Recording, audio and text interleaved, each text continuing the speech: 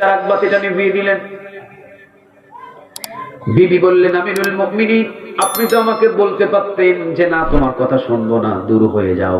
বাতিটা নিভিয়ে কেন আমাকে অপমান করার দরকার ছিল?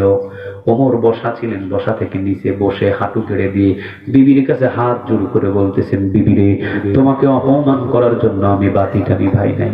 তাহলে কি জন্য নেবালেন?